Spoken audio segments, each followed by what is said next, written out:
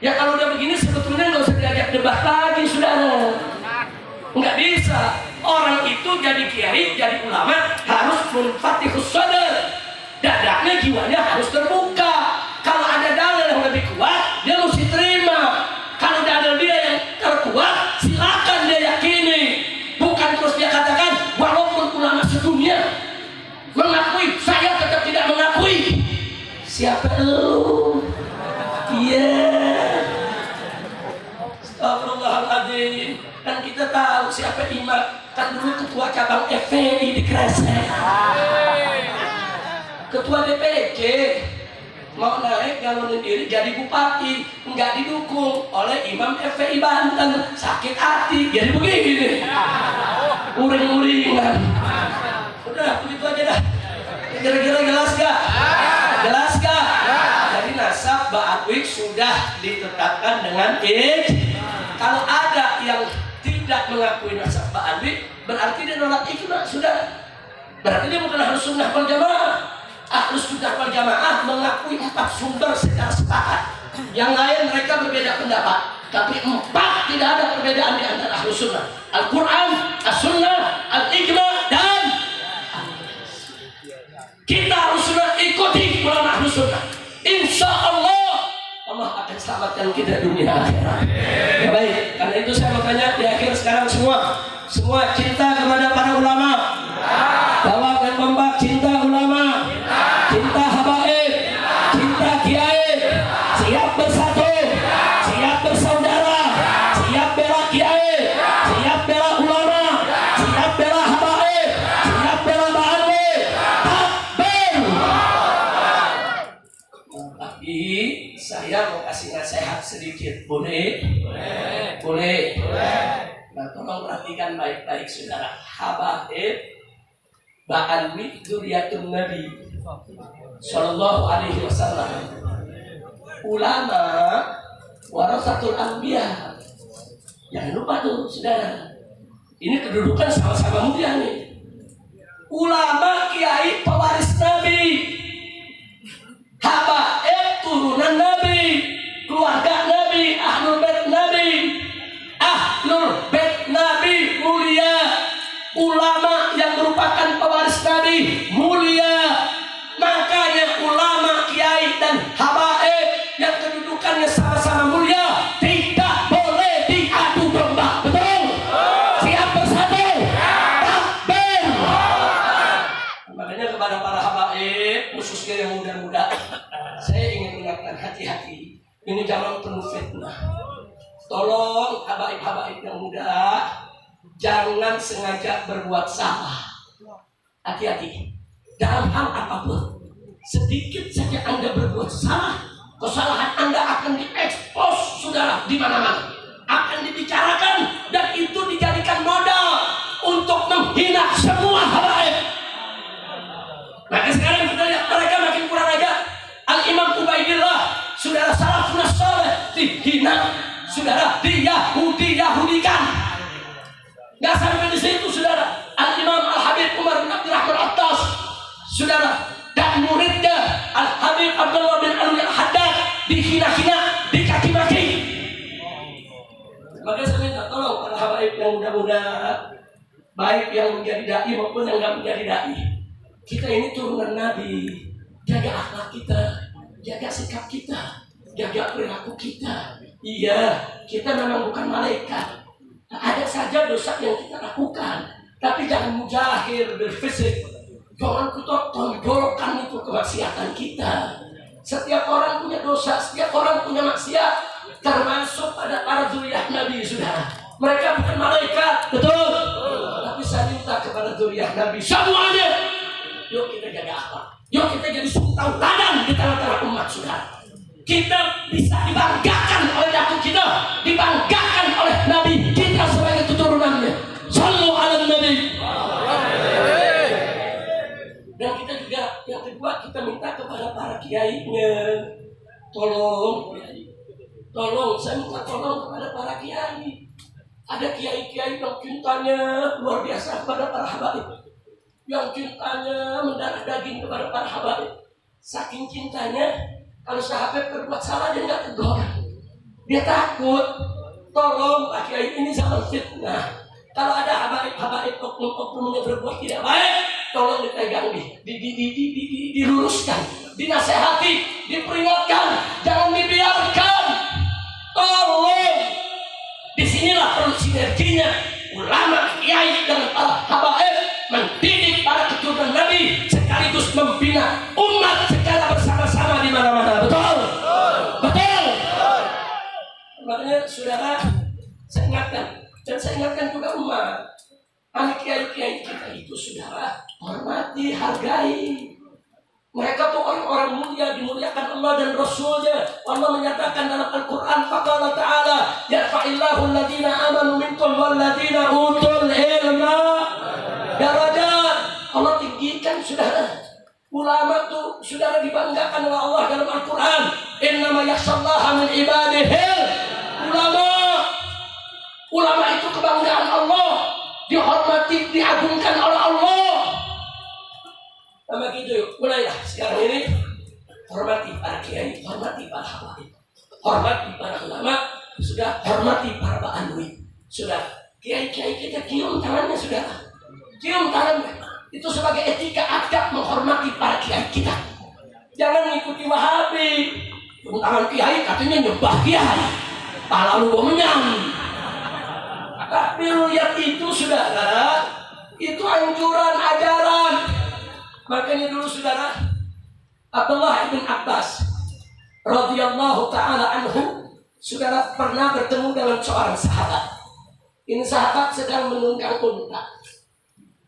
Begitu Abdullah bin Abbas lihat, Abdullah bin Abbas yang sedang duduk langsung berdiri, langsung mendekat, saudara, kemudian langsung pegang daripada tarik kekang kudanya, saudara. Kata si sahabat, jangan kau ahlul bait Nabi, jangan. Ibn Abbas bilang apa? Beginilah kami ahlul bait diajarkan oleh Nabi untuk menghormati para ulama, sudah. Ini sahabat langsung turun dari untanya, diambil tangan Ibn Abbas, dicium, sudah. Padahal Ibn Abbas jauh lebih muda, ditarik oleh Ibn Abbas, lalu dicium tangannya. Kenapa jangan begini? Kau guru kita, kau orang tua kita. Apa kata sahabat? Beginilah kami diajarkan oleh Nabi untuk menghormati keluarganya. Subhanallah. Lihat tuh kehidupan kita. Lihat tuh, udah diajarin tuh, dijadiin contoh. Yang keluarga Nabi wajib untuk menghormati para kiai, para guru, para muallim, para ulama, wajib. Saudara, dan umat juga wajib untuk menghormati para kiai, para ulama. Begitu juga menghormati para keluarga Nabi Muhammad sallallahu alaihi wasallam. Kira-kira saya sampaikan jelas tidak? Jelas tidak? Ya, sebab begini, maaf saudara, saya sedih tatkala ada artis dangdut bicara bahwa Mbak Andi itu punya doktrin sesat. Jadi katanya Mbak Andi itu kalau berbuat maksiat nggak apa-apa. Saya bantah, saya tolak. Kurang ajar. Mbak Andi yang mana punya doktrin semacam itu? Kalau ada oknum di tengah Mbak Andi punya doktrin semacam itu, demi Allah, satupun datu-datunya habaib, guru-gurunya habaib tidak pernah mengajarkan doktrin semacam itu. Kau dusta, kau bohong.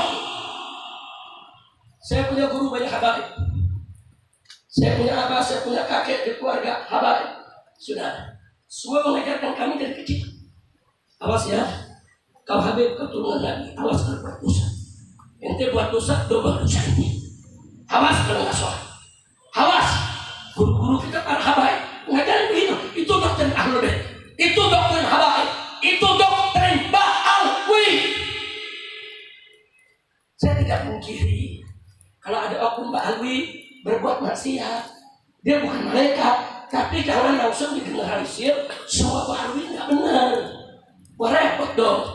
Kalau ada orang Jawa maksiat, terus apa kita mau ngomong semua orang Jawa ahli maksiat? Enggak dong. Kalau ada orang Banten bikin maksiat, apa boleh kita bilang semua Banten ahli maksiat? Enggak boleh dong. Kalau ada orang Madura berbuat maksiat, apa boleh kita bilang semua Madura ahli maksiat?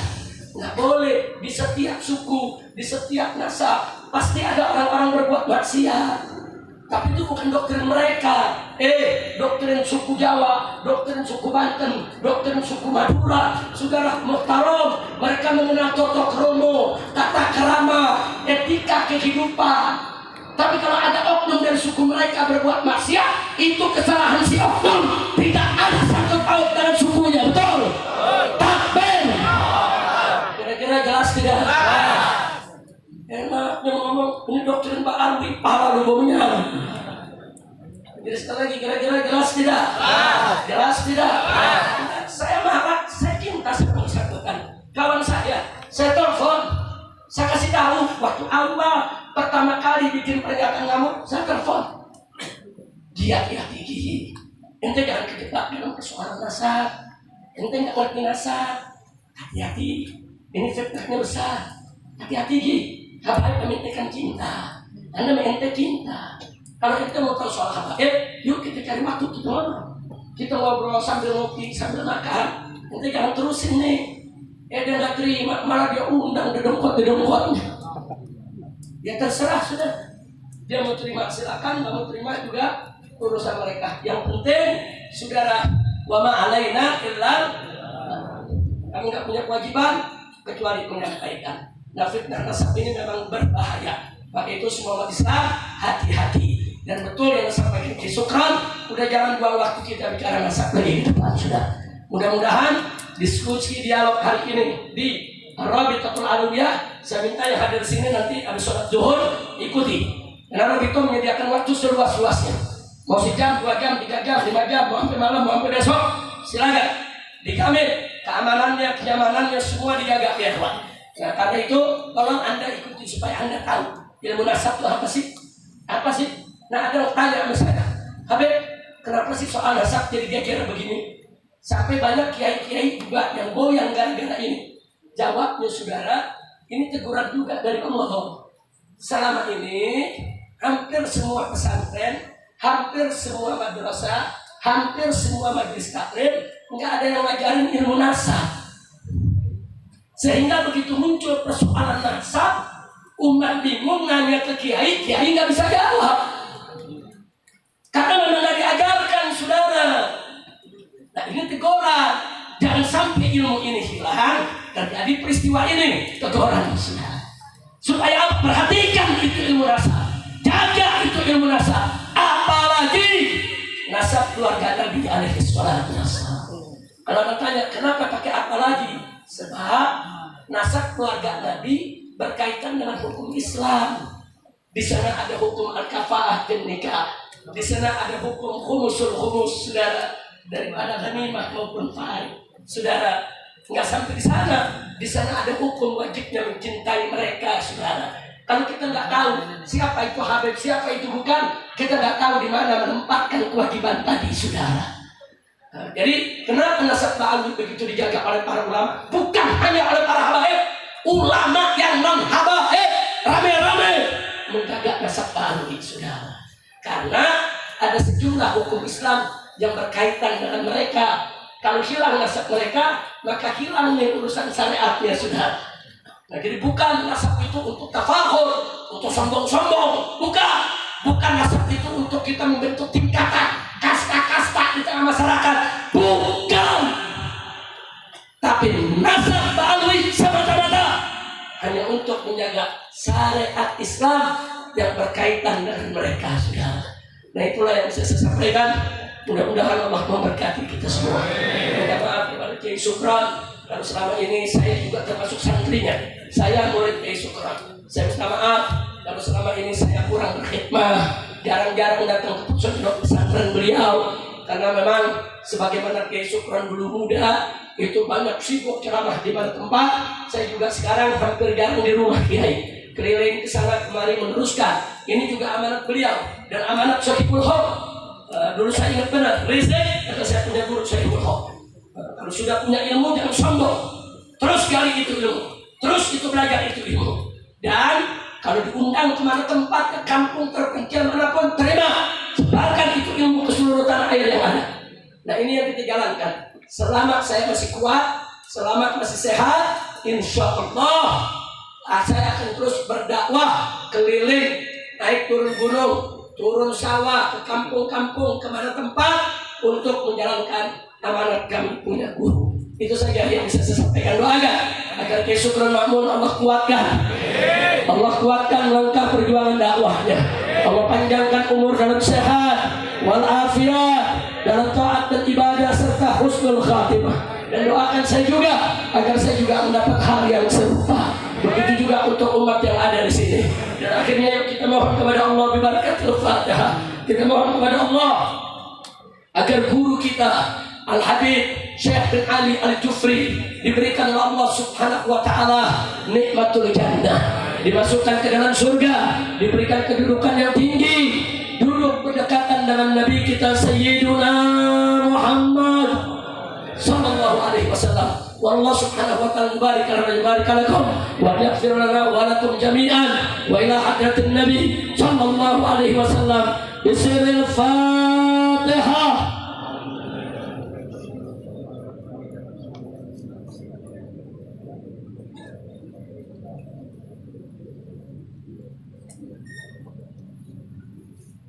Jazakallahu minna wa minkum wa taqabbal ya karim. Terima kasih kepada semua dan mohon maaf kepada Tuan Guru Kiai Sukron Makmun kalau suara saya terlalu keras di samping saya punya guru, tapi memang kerasnya saya yang ngajarin dia juga. Karena saya ini di mana-mana ceramah ma'ruf nahi munkar niru saya punya guru. Kalau saya lembek-lembek digewer sama Kiai Sukron, diomelin saya bisa sama Kiai Sukron. Nah, terima kasih atas bimbingan beliau. Terima kasih kepada semua. Ada yang mewayakum ila siratikal mustaqim. Wassalamualaikum warahmatullahi wabarakatuh. Alhamdulillah hadirin, kita ucapkan banyak ribuan terima kasih atas nasihat yang telah diberikan oleh Da'ilullah Al-Habib Muhammad Rizik bin Husain bin Syihab. Hadirin harap tenang dan duduk. Kita akhiri ini.